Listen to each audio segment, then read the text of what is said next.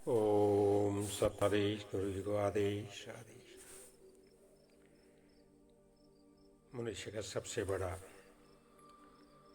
अगर कोई विरोधी और दुश्मन है तो क्रोध है। आप क्रोध करते हैं या क्रोध आता है, इस पर जरा बारीकी से विचार कीजिए। भले से भले व्यक्ति को भी एक शिकायत रहती है कि क्रोध बहुत आता है। कई बार कई लोग मुझसे कहते हैं, हम अपनी जीवन शैली से संतुष्ट तो हैं, पर एक मामले में कमज़ोर पड़ जाते हैं कि गुस्सा बहुत आता है। क्रोध पर नियंत्रण चाहते हैं तो एक सवाल खुद से पूछिए कि हम क्रोध करते हैं या हमें आता है।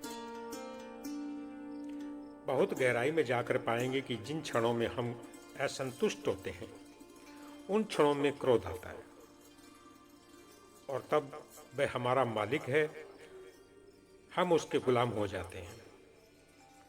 लेकिन जब जब हम भीतर से संतुष्ट होंगे, बाहर से समझदार नजर आएंगे।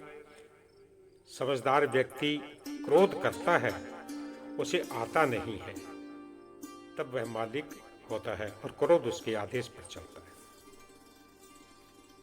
क्रोध एक तरीका है, आदत नहीं। उस तरीके को अपनाने के लिए मनुष्य परिस्थिति के अनुसार मालिक बनकर उसे आदेश देता है।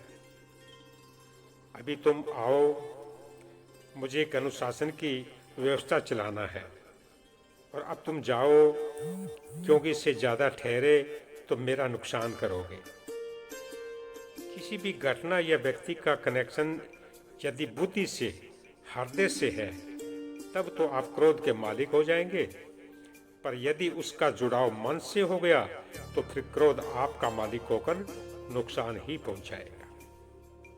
अब चाहे दोष किसी को भी दीजिए, चाहे उसको कर्म की गति कहिए, लेकिन इस बात को तो मानना पड़ेगा कि हमारा सबसे बड़ा कोई दुश्मन है, सबसे अधिक और बुरा चाहने वाला है, तो क्रोध है।